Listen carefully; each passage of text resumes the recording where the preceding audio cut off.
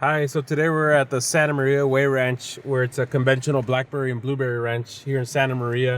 And we're going to be able to talk to Danny Figueroa for a little bit and talk about his experience with blueberries and blackberries and how he's come to grow here in Santa Maria, and be able to get a sense of his growth and some of his challenges, and actually understand what he wants to do too in the future. So come on and join me.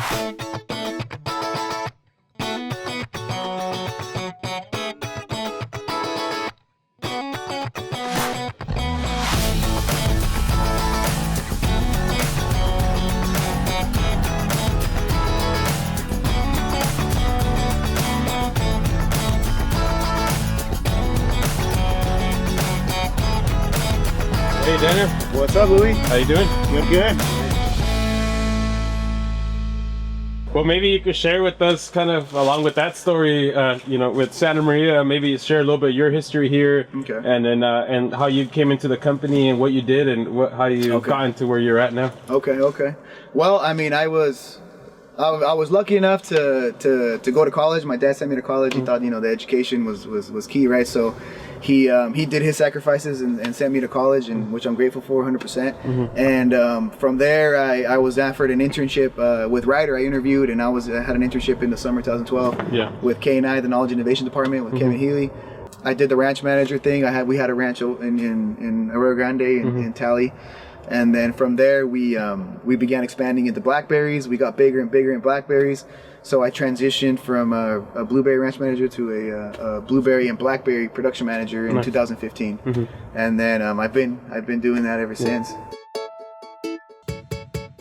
What are things you can share with us that have been challenges throughout your career, or learning experiences that have made you get to where you're at, that you can share with a lot of the people? I think we take it for granted that blueberries, blackberries, raspberries, it's a very niche, community. It's a very niche thing. There's not a lot of people that jump in on it. So obviously starting off, it was pretty new to me, blueberries. But thankfully with my dad's help, he's been a pretty good grower in Santa Maria, working for a couple other guys, and he gave me advice, hey, everything from fertility, water, how to do little things like that. That was the challenges, the learning aspect of it.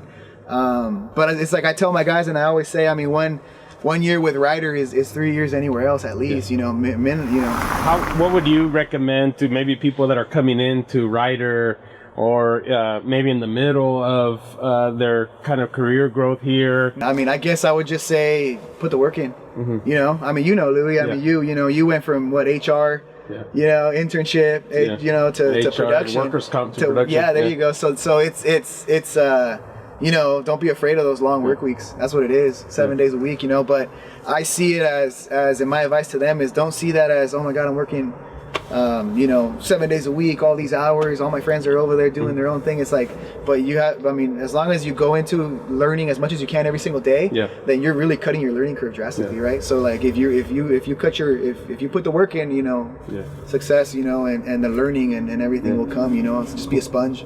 Be a sponge as much as you can, and call people, call the north, call the south, call Little Santa Maria, call Mexico, anybody, call them, give them all a call. What's maybe something that you, Daniel, now would give yourself as a tip to Daniel the first day you started as an intern? Ooh, man, I would just say read, like, learn everything. I mean, when I went to school, I was an ag business major, and coming straight into production, a lot, I kind of wish, oh man, I wish I would have taken, plant science and OChem and all these other different classes, right? So that's something that I would tell myself is I would probably make myself go to junior college to take some classes here, and learn as much as I can, spend as much time more time in the field,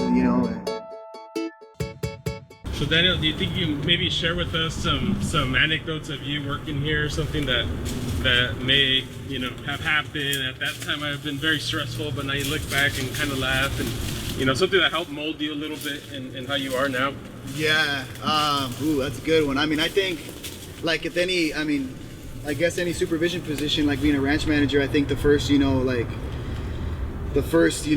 disciplinary thing, the first having to have a serious conversation with someone, that'll take your sleep away for the day before, in anticipation of it. So I think that in itself is, I find to be very enlightening and teaching, but it helps mold the person to what you really want to do. Right? What's your favorite place to go eat? What are things to do around here?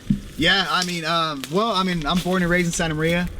If you ask me what's my favorite place to eat, probably be like the Swiss, the Swiss restaurant. Nice. Tri-tip sandwiches, try them out, and that's it. I mean, really, on the weekends and things, it's just mostly just family. Yeah. Hanging out with the family, Fishing too. Fishing, yeah. Well, yeah, I mean, I like to do a little tournament bass fishing. So we did, I've done that. I haven't had time to do it this year, unfortunately, but it's something that I've done, for quite a bit of time, and we've gotten pretty good at it. So. I have a couple plaques at the house to show for it. Nice. I have to show them to you. Yeah. All right. Yeah. Well, cool, Danny. All right, Thank you very much. I appreciate you taking the time and sharing with everyone a little bit of Santa Maria. Yeah. And being a little mighty district. So yeah. You get to show everyone that you're gonna bring it back. Whenever you want, come by, swing by, take a visit, dude. I mean, we're just trying to walk it how we talk it, Nice. All right. Cool. Thank you. All right, man. man.